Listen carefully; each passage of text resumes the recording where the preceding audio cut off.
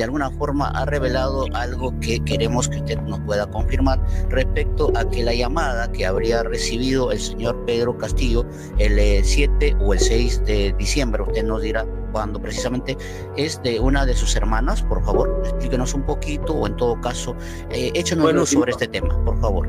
A ver, yo le di mi palabra al presidente, iba a sostener todo esto hasta el día que la TC se pronuncie y ya no haya una posibilidad de su liberación en la justicia peruana.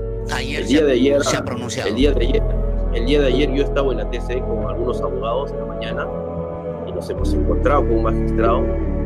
Él mismo nos dijo que iba a salir en el transcurso de las horas y de verdad salió en el transcurso de las horas. Pudimos leerlo con el abogado ahí casi en la puerta de la TC en San Isidro, en David Prado, y se evidenció, estuvo claro, había muchas contradicciones en el documento, pero al final era 6-1. Entonces, al salir este documento, mi obligación era decir la verdad a la población. Muchas personas, perulibristas, castillistas, que los respeto y los admiro, su familia, culpan mucho a la derecha, que son responsables, sí, culpan mucho a Fuerza Popular, al Congreso, a la Fiscalía, a la prensa, a los caviares, que todos son culpables, por supuesto que sí, también Dina Boluarte, su gente, todos conspiraron, pero algo que los peruanos no logramos entender es que esa gente no ingresó a Palacio y lo hizo leer a la fuerza, o no nos estamos percatando de eso. Al presidente lo llevaron al abismo, el presidente no quería leer ese documento. Un día antes, estimado, ese documento se elaboró en residencia, en un alacto de los hijos del presidente, de su hija. Y al señor Aníbal se le preguntó: doctor, ¿usted está seguro en hacer ese documento para el día de mañana? ¿Tenemos el apoyo de las Fuerzas Armadas? ¿Qué dijo el señor Aníbal Torres? Claro que sí, señora, tenemos el apoyo. Ya se coordinó con el ministro de Defensa, que era el señor Bobbio. Todo eso era una mentira. ¿El documento se redactó ahí? No, se modificó porque él llevó un USB.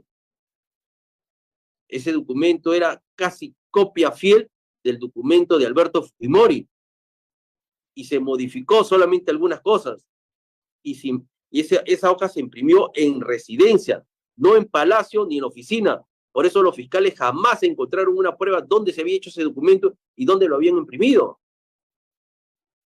Al día siguiente, estimado, en el despacho presidencial estuvieron todas las personas involucradas. El presidente le daba vuelta a la hoja, no lo quería leer. El edecán estaba asustado. No lo podía creer el edecán, que el presidente iba a leer ese documento. El presidente no lo quería leer. El presidente hasta casi el último, él dijo: ¿y por qué no mejor vamos al Congreso? El presidente no había coordinado con ningún miembro de las Fuerzas Armadas, ni con la policía, con nadie. Es ahí donde estas dos personas salen a la oficina de los embajadores y llaman a su hermana Gloria, a su familia, y le dicen: ¿quién dos personas? ¿A quién se refiere? Aníbal Torres y Bexy Chávez. Llaman a su hermana y le dicen: convéncelo a tu hermano, al presidente, para que lea ese documento, porque es la única manera de evitar que la policía, la DIVIAC y la fiscalía que están yendo a tu casa, evitar que te detengan, porque con esto se cae todo y se cae la fiscal de la nación. Es por eso que el presidente en su lectura dice muy enérgicamente: y detener a la fiscal de la nación, temblando, porque el presidente pensaba que ya la habían detenido a su hermana. Es por eso que el presidente tiembla, es por eso que su rostro estaba desencajado. No porque lo estaban amenazando con un arma, con una bazuca, con una ametralladora. ¡Mentira! Y tanto así, estimado, que hay que pedir la declaración que hicieron todas las personas que estuvieron en el despacho presidencial cuando lo llevaron al Congreso, en calidad de investigado, de testigo, y en una declaración confidencial. En esa declaración de todas las personas que estuvieron ahí, te vas a dar cuenta, todo el Perú, que conspiraron y complotaron para que esto se caiga. A ver, dígame usted, ¿por qué el señor Aníbal no está preso? Me dirán, ¿no? ¿Y por qué Bexi sí? Esto es bien sencillo. ¿Usted qué cree? Que el señor Aníbal, si hubiese sido premier, ¿dónde hubiese estado ahorita? ¿Mm? El señor Aníbal como premier y el presidente leyendo ese documento, Aníbal Torres no hubiese estado preso ahorita. ¿Ah? ¿Por qué la pone a Bexi Chávez y él no se va a su casa a descansar? ¿Por qué se pone como asesor?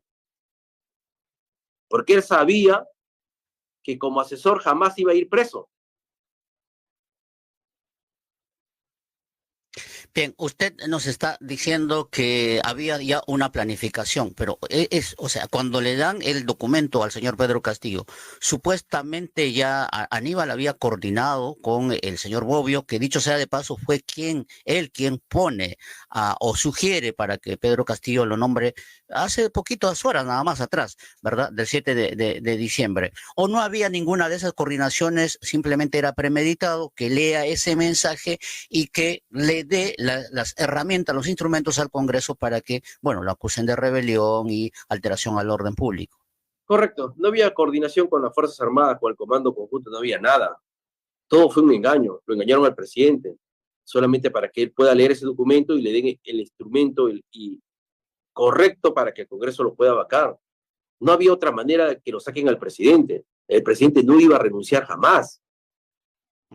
Yo lo sugerí al presidente, antes que me detenga, señor presidente, vaya al Congreso, enfrente a los congresistas, si ve que lo van a vacar, pida la palabra y simplemente diga, adelanto de elecciones generales, vamos todos, pero se van también estos 130 ratas, delincuentes, y usted va a gobernar durante 8 meses solo a punta de decreto supremo. Saldría por la puerta grande. Pero ¿quién lo convenció a leer ese documento? Llevarlo al abismo. Él está preso ahí, no por la gente que conspiraron también, por su familia y por las personas que hoy en día están formando partidos políticos. ¿Para qué? Para llegar de nuevo al poder. Las personas que nos traicionaron al presidente y al pueblo peruano, porque no le han hecho daño al presidente Castillo, le han hecho daño a todos los peruanos que tenían un sueño, una ilusión de un cambio verdadero para este país. Don Henry, ¿usted en algún momento habló con la hermana que usted acaba de mencionar? Estimado, yo he hablado con toda su familia. Discúlpame, pero yo soy muy sincero, muy frontal. Cuando yo sé y tengo pruebas. ¿Ella le confirmó de que efectivamente se vio obligada a hacer esa llamada? No, yo con su hermana no he hablado de eso. Con sus hermanos nos hemos reunido el año pasado netamente para el tema legal del presidente. Yo esto lo he guardado porque yo conversé con el presidente y dije, el Perú se tiene que enterar en el momento que usted ya no tenga ninguna opción en salir libre en las instancias nacionales de este país. Yo con su hermana hemos conversado netamente el tema legal del presidente y su salida. Y de verdad le digo, y he sido frontal, se los he dicho a ellas y a muchos, no solamente directamente, también en medios, son unos delincuentes. Y el Perú entero tiene que saberlo. Bien. ¿Sí? Y si yo tengo pruebas, por supuesto que sí. Así. Y cuando el presidente me convocó para apoyar a este partido político que han conformado su familia, con el señor Nicolás Bustamante, le dije que no, era imposible. Yo no podía pertenecer o apoyar un partido donde hay una tira de corruptos y ladrones y delincuentes. Ahora, usted dirá, ¿quién es Nicolás Bustamante? Nicolás Bustamante es bien sencillo. Él ha sido secretario general del MTC, del Ministerio de Transporte y Comunicaciones en la época del señor Juan Silva. Otro ladrón, delincuente, ministro de Transporte y Comunicaciones. Que estaba el señor Nicolás Bustamante, sí, estaba ahí como su secretario. Cuando este señor se escapa de la justicia peruana, llevándose todo el dinero de los peruanos a Venezuela, su hermana y su familia lo ponen al señor Nicolás Bustamante, lo sacan como secretario general y lo ponen como ministro de Transporte y Comunicaciones para tapar y ocultar todo lo que ha hecho este señor. Y al mes renuncia. El presidente no lo conocía al señor Nicolás Bustamante. O sea, pongamos las cosas claras. El Perú entero tiene que enterarse quiénes son estas personas. Bien, don Henry, quiero preguntarle algo respecto a cuáles habrían sido las motivaciones del señor Aníbal Torres para para poner, digamos, al presidente en esta situación. ¿En qué se beneficiaba él o cuál era, digamos, la motivación verdadera detrás de esto? Bueno, el señor Aníbal tiene que aclarar a todos los peruanos, ¿no? ¿A qué se debía tantas reuniones secretas con el ministro de Defensa o antes agente de la DINI? Y luego estas personas, ¿por qué se reunían con personal de la CIA? Tanto el jefe de la DINI como el segundo, ¿a qué se debía estas reuniones secretas con agentes de la CIA? ¿Por qué un avión de la CIA estaba estacionado en el grupo número 8 el día 5 de diciembre? ¿A qué se debía? Hay que tener en cuenta también que en algún momento el señor Pedro Castillo habría tratado de alejar a la señora Dina Boluarte del entorno y la señora Dina Boluarte vino a llorarle al señor Aníbal Torres para que intercediera, ¿no? Para que no lo pueda alejar del Ministerio de Desarrollo e Inclusión Social. Ahí tenemos un elemento también para considerar. Ahora, estas declaraciones que da el señor Marrujo, que prácticamente son las declaraciones que mediáticamente ponen en una situación bastante difícil al señor Pedro Castillo, también habrían sido armadas o de alguna forma habrían tenido algo que ver con el señor Torres. Mire, estimado, el mismo día que la señora Dina Boluarte lo lleva a presentarlo al profesor Castillo en la campaña, estaba el señor Marrufo, estaba el señor Aníbal Torres y los señores Palacín. A ver, ¿quién lo lleva? ¿Cuándo ha sido esto? Esto ha sido todavía en la campaña de la segunda vuelta. Claro, en la campaña de la segunda vuelta. Ajá. La señora Dina Boluarte es quien lleva a estas personas a presentarlo al presidente Castillo, al profesor. No es que ellos sean amigos del profesor Castillo. Esta señora lleva a estas personas.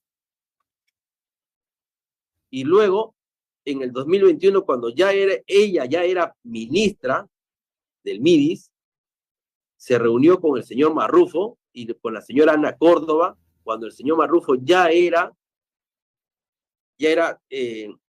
un funcionario de alto nivel del Ministerio de Vivienda y la señora Dina Boluarte era ministra. ¿A qué se debe esa reunión con la señora Ana Córdoba, que era secretaria de Perú Libre? Amiga íntima de Cerrón. Y eso no lo digo yo, eso está en su declaración del señor Marrufo. Esa reunión ha existido. Entonces, digamos, esta denuncia que usted está haciendo, ¿no? Porque son nuevas, son reveladoras, ¿también habría tenido complicidad de la cabeza o la dirigencia, la alta dirigencia de Perú Libre? Por supuesto que sí, estimado. Cuando el presidente empieza a alejarse de Perú Libre y a sacar a sus ministros, ese era el detonante.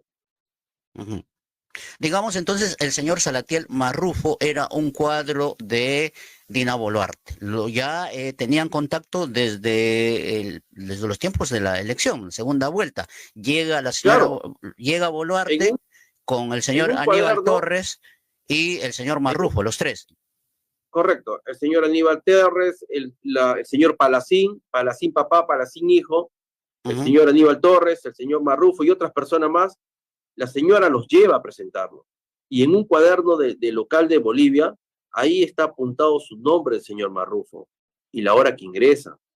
O sea, quien lleva a estos flamantes personas que al final conspiraron, traicionaron al presidente Castillo y al pueblo entero, es esta señora que está ahí ahorita en el palacio. No solo ella y todo su equipo son los que organizaron, conspiraron para tirarse abajo un gobierno e impulsar. Recuerde que a la señora Dina Boluarte en el Consejo de Ministros se le entregó un documento para que ella ahí con puño y letras, yo, señora Dina Boluarte, ministra, está, en el caso de que al presidente Castillo sea vacado, destituido, yo renuncio en automático. La señora, el documento lo aventó al medio de la mesa, lo miró fijamente a los ojos al presidente, se paró, se fue y nunca más volvió. Ese día renunció como ministra, ella misma. El presidente no la votó, no la sacó, nada. Ella renunció porque la puso contra la pared. Usted considera, bueno, usted nos está diciendo que prácticamente la caída del profesor Pedro Castillo también en este hecho tiene